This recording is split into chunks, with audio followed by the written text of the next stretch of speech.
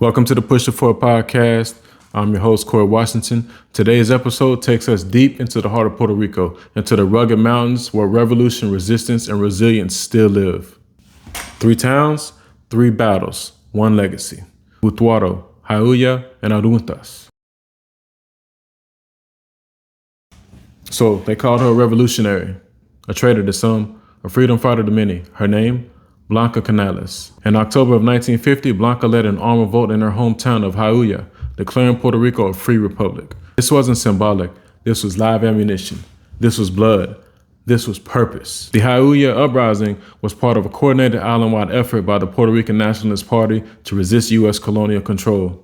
Jayuya's nationalists took over the town, raised the Puerto Rican flag, illegal at the time, and declared independence. The U.S. responded with force.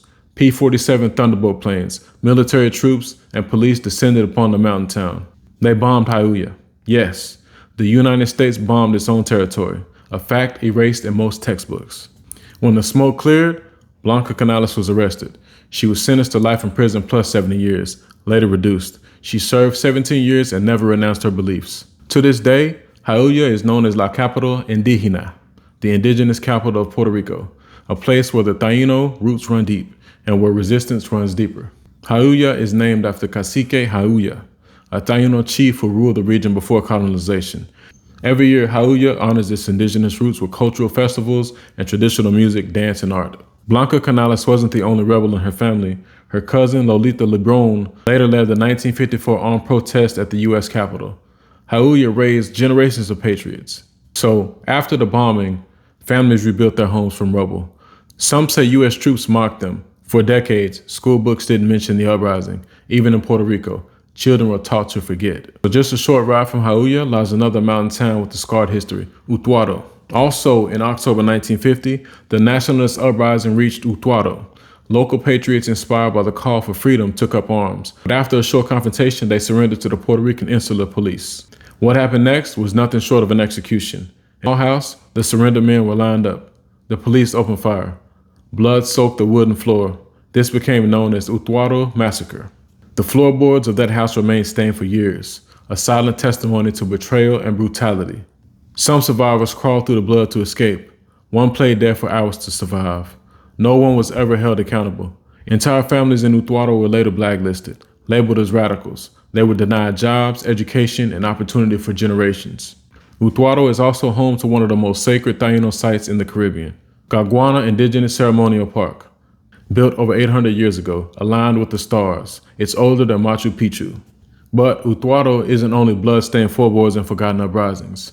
It's also home to one of the island's most sacred, untouched wonders, Cañón Blanco, the Limestone Canyon. This limestone canyon, carved by the Rio Caunias, stands as a cathedral of nature.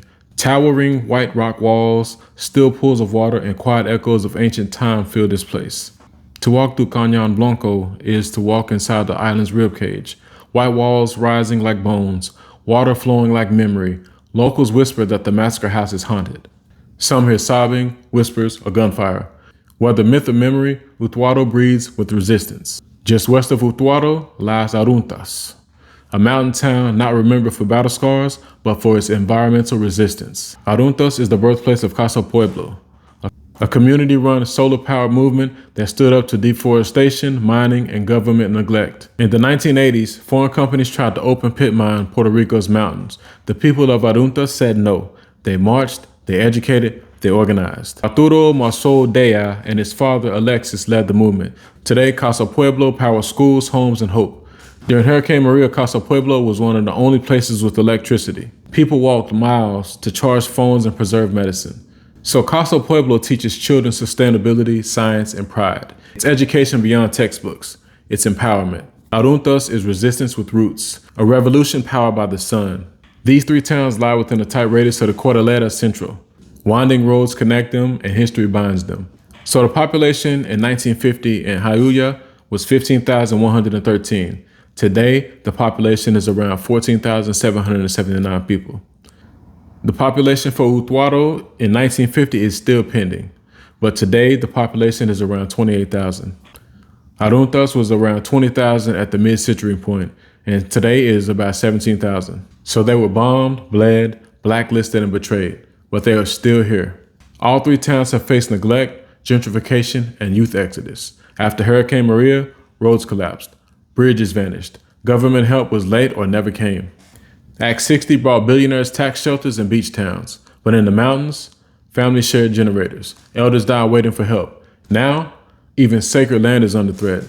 Developers eye places like Cañon Blanco. So the Sacred Triangle is more than a title. It's a visual and spiritual map of resistance. Jayuya stands for armed rebellion. Blanca Canales raising the flag, resisting bombs. Utuado represents spiritual sacrifice, blood on floorboards, ghostly history, and sacred ground. Adjuntas symbolizes environmental resistance, solar panels, forests, and grassroots education. At the center of it all is the Coqui, the heartbeat of the people, the voice that sings in every mountain, a glowing symbol that connects blood, spirit, and sunlight. This image, this triangle, reminds us that resistance in Puerto Rico didn't come from the top down, it rose from the mountains. These three towns are not just footnotes, they are blueprints. They remind us the revolution doesn't come from comfort, it comes from courage, from ancestors, from sacrifice. Let their stories echo through your soul. Let their resistance ignite something in you. This has been the Push It For It podcast. If you felt this episode, share it, subscribe, and most of all, never stop questioning the history you've been told. Until next time, stay sharp, stay rooted, and push it forward.